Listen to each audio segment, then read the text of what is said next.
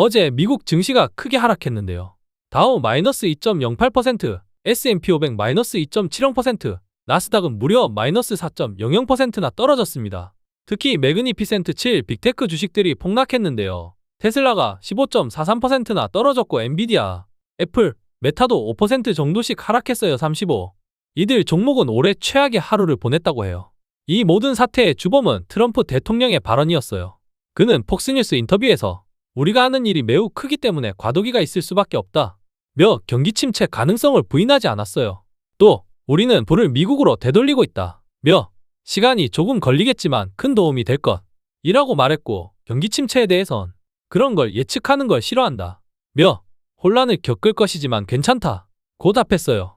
결론적으로 트럼프의 경기 둔화 발언과 테크 기업들의 부정적 전망이 겹치면서 미국 증시가 크게 흔들렸습니다. 오늘 국내 증시가 미국 증시 영향으로 하락했네요. 미국에서 트럼프 대통령의 관세 정책 우려로 월가가 급락하면서 아시아 증시도 동반 하락했습니다. 코스피는 오전 장중 2.5%까지 급락했다가 개인 투자자들의 순매수에 힘입어 낙폭이 축소되는 모습을 보였어요. TSMC가 2025년 1월에서 2월 매출이 전년 대비 39.2% 증가했다고 발표했어요. 이는 지난해 연간 성장률 34%보다 높은 수준이네요. 특히 2월 매출만 보면 전년 대비 43.1% 증가한 약 82억 달러를 기록했어요. 다만 1월보다는 11.3% 감소했는데 이는 계절적 요인 때문이라고 해요. 이런 성장은 AI 애플리케이션에 사용되는 칩에 대한 강력한 수요 덕분인데요. TSMC는 애플, 엔비디아, AMD 등 주요 기업들의 공급업체로서 글로벌 반도체 수요를 반영하는 중요한 지표예요. 한편 트럼프 대통령은 대만 반도체에 최대 100%까지 관세를 부과할 수 있다고 언급했는데요. 이에 대응해 TSMC는 최근 미국에 1,000억 달러를 투자해 5개의 새로운 공장을 짓겠다고 발표했어요. 전문가들은 트럼프의 관세 위협이 실제로 TSMC를 협상 테이블로 끌어들이기 위한 전략이라고 분석하고 있어요. TSMC의 칩은 쉽게 대체할 수 없기 때문에 관세를 부과해도 미국 수입업체와 소비자가 그 부담을 질 수밖에 없다는 것이죠. 결국 AI 수요는 여전히 강력하지만 미국의 정책 변화가 TSMC와 글로벌 반도체 산업에 어떤 영향을 미칠지 지켜봐야 할 것 같네요. PC방과 독서실이 확실히 줄어들고 있네요. 지난해 말 기준으로 전국 PC방은 7,243곳으로 전년보다 530곳이나 감소했어요. 모바일 게임 확산이 PC방 감소의 주요 원인인데요. 한국콘텐츠진흥원 조사에 따르면 주 1회 이상 PC방 찾는 비율이 2023년 12.1%에서 2024년에는 7.4%로 확 떨어졌습니다. PC방 쇠퇴의 원인으로는 게임 이용 패턴 변화가 큰데요. 모바일 게임 이용률이 91.7%로 압도적이고 PC게임은 53.8%로 작년보다 10%나 감소했어요. 게다가 고성능 개인용 PC와 인터넷 보급 확대로 굳이 PC방을 찾을 필요가 없어진 것도 한몫했습니다. 독서실도 지난해 말 6,058곳으로 전년보다 716곳이나 줄었는데요.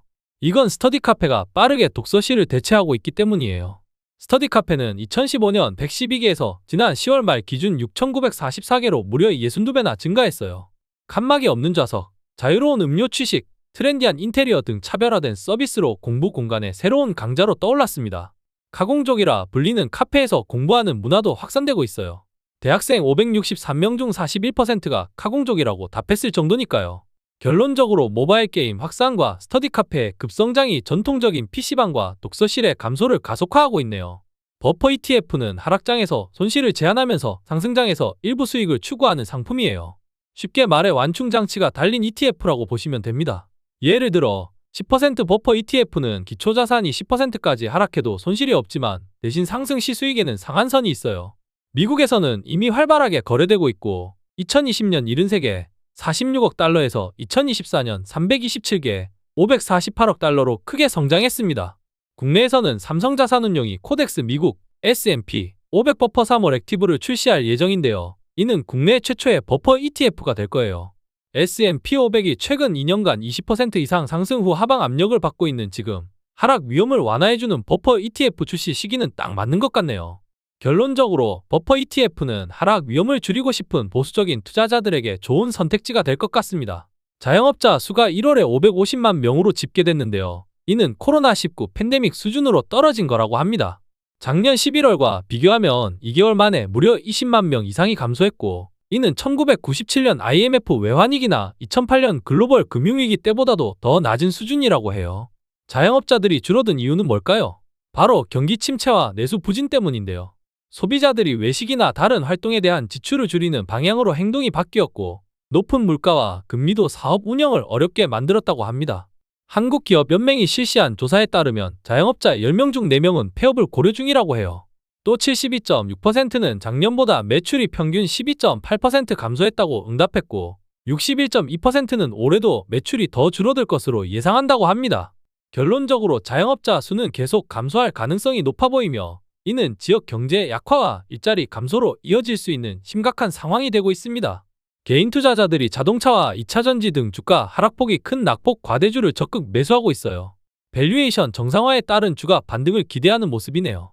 한국거래소에 따르면 최근 한 달간 개인 순매수 1위는 현대차였고, 기아도 12위로 높았습니다. 두 회사는 지난해 사상 최대 실적을 기록했어요. 현대차는 매출 175조 원, 기아는 매출 100조 원을 돌파했죠. 하지만 주가는 최고가 대비 현대차 34.1%, 기아 27.41%나 하락했습니다. 트럼프의 관세 정책 우려가 주가 하락의 주요 원인이에요. KB증권은 미국이 한국산 자동차에 10% 관세를 매기면 현대차와 기아의 영업이익이 각각 1조 9천억 원, 2조 4천억 원 감소할 것으로 전망했습니다. 하나투자증권 김성래 연구원은 현대차 주가는 이미 정고점 대비 30% 조정받은 상황으로 약 20% 수준의 관세의 영향은 이미 반영됐다. 다음 달 관세 정책 발표와 불확실성이 해소되면 주가 반등 가능성이 있다고 전망했어요. 카카오페이 증권에서 지난달 미국 주식 거래 동향을 공개했는데요. 구매 금액 1위는 테슬라 2배 레버리지 ETF, 2위는 테슬라, 3위는 엔비디아였습니다. 지난달 미국 주식 판매 평균 수익률은 4.0%로 1월보다 많이 줄었어요. 테슬라는 28% 하락했지만 투자자들은 오히려 집중 매수했고, AI 기업 팔란티어는 새롭게 4위에 올랐습니다. 2030세대는 레버리지 상품을 선호했지만 평균 수익률은 3.0%로 낮았고, 4050세대는 개별 종목 중심 투자로 5.0% 수익률을 기록했어요. 결국 2월은 기술주 반등 기대감과 레버리지 상품 인기가 특징이었으며, 큰 하락에도 매수세가 이어진 건 저가 매수 심리가 작용한 것으로 보입니다. 1년 이상 쉬었음 청년의 77%가 불안함을 느끼고 있어요. 그 이유는 적합한 일자리 부족이 가장 많았습니다. 이들 청년의 84%는 삶에서 일이 중요하다고 답했는데요. 취업에 필요한 정부 지원으로는 생활비 지원보다 직업교육, 훈련과 취업 알선, 정보 제공이 더 중요하다고 생각하고 있었습니다. 일 경험이 없을수록 미취업 기간이 길수록 쉬었음 상태가 지속되는 경향이 있었고, 쉬는 기간이 길어질수록 힘든 시간이라는 인식이 커졌습니다. 정부는 한국판 청년 취업 지원 보장제와 심리상담 프로그램을 확대해 청년들이 적합한 일자리를 찾을 수 있도록 지원할 계획이에요.